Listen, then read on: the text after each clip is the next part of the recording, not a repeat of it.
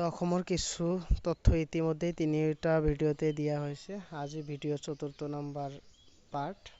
এই ভিডিঅ'ত আজি কিছুমান কোৱেশ্চন দিবলৈ ওলাইছোঁ। আজিৰ প্ৰথম কোৱেশ্চনটো হ'ল যে দেশৰ ভিতৰত মৰাপাট উৎপাদনত অসমৰ স্থান কিমান? আমাৰ দেশৰ ভিতৰত মৰাপাট উৎপাদনত অসমৰ স্থান তৃতীয় তথা প্ৰথম স্থানত পশ্চিমবংগই আটাইতকৈ বেছি মৰাপাট উৎপাদন কৰে, দ্বিতীয় স্থানত বিহাৰ আৰু তৃতীয় স্থানত অসম। নেক্সট কোৱেশ্চন, ৰবৰ উৎপাদনত অসমৰ স্থান কিমান? ৰবৰ উৎপাদনত অসমৰ স্থান চতুৰ্থ, অৰ্থাৎ আটাইতকৈ বেছি ৰবৰ উৎপাদন কৰে কেৰেলাই, দ্বিতীয় নম্বৰ ত্ৰিপুৰা, তৃতীয় নম্বৰ কৰ্ণাটক আৰু আমাৰ ৰাজ্য অসম ৰবৰ উৎপাদনৰ ক্ষেত্ৰত চতুৰ্থ স্থান।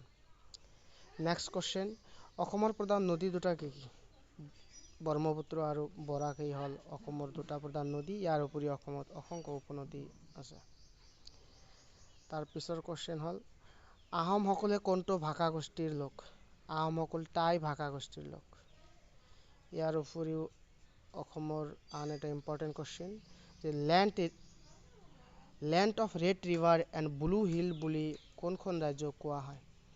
অসম ৰাজ্যকে land of red river and blue hill বুলি কোৱা হয়। তাৰ পিছৰ question, land of rising sun বুলি কোনখন ৰাজ্যক কোৱা হয়?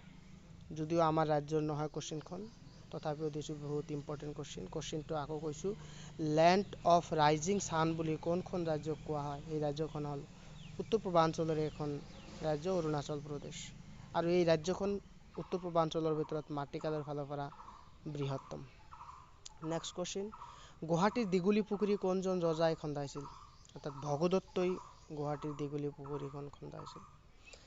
তাৰ পিছৰ কোৱেশ্চন, অসমৰ তথা পৃথিৱীৰ আটাইতকৈ ডাঙৰ নদীদ্বীপটোৰ নাম কি? অসম তথা পৃথিৱীৰ আটাইতকৈ ডাঙৰ নদীদ্বীপটো হ'ল মাজুলী আৰু মাজুলী বৰ্তমান অসমৰ এখন জিলা। অসম তথা পৃথিৱীৰ আটাইতকৈ সৰু নদীদ্বীপটোৰ নাম কি? উমানন্দ। এই উমানন্দ আছে গুৱাহাটীত। অসম কিহৰ কাৰণে বিখ্যাত? আমি সকলোৱে জানো অসম চাহ আৰু এশিঙীয়া গঁড়ৰ কাৰণে অসম পৃথিৱী বিখ্যাত। নেক্সট কোৱেশ্চন, অসম তথা এছিয়া মহাদেশৰ আটাইতকৈ পুৰণি তেল শোধনাগাৰটোৰ নাম কি? অসম তথা এছিয়া মহাদেশৰ আটাইতকৈ পুৰণি তেল শোধনাগাৰটোৰ নাম হ'ল ডিগবৈ। গাঁও পঞ্চায়তৰ সদস্য হ'বলৈ হ'লে কিমান বছৰ বয়স হ'ব লাগে? গাঁও পঞ্চায়তৰ এজন মেম্বাৰ হ'বলৈ হ'লে বয়স 21 বছৰ হ'ব লাগে। নেক্সট কোৱেশ্চন, বিধানসভা আৰু লোকসভাৰ সদস্য হ'বলৈ কিমান বছৰ বয়স হ'ব লাগিব? অৰ্থাৎ এজন MLA আৰু এজন MP হ'বলৈ হ'লে তাৰ কমপক্ষে 25 বছৰ বয়স হ'বই লাগিব। ৰাজ্যপাল আৰু দেশৰ ৰাষ্ট্ৰপতি হ'বলৈ হ'লে কিমান বছৰ বয়স লাগে? অৰ্থাৎ ৰাজ্যপাল আৰু ৰাষ্ট্ৰপতি হ'বলৈ হ'লে ব্যক্তি এজনৰ 35 বছৰ হ'বই লাগিব। ইয়াৰ উপৰি আৰু কেইটামান নিয়ম ব্যক্তিজনৰ ওপৰত প্ৰযোজ্য, সেইটো মই কোৱা নাই। এইখিনিয়ে আজিৰ আলোচনাৰ বিষয়বস্তু। Thank U.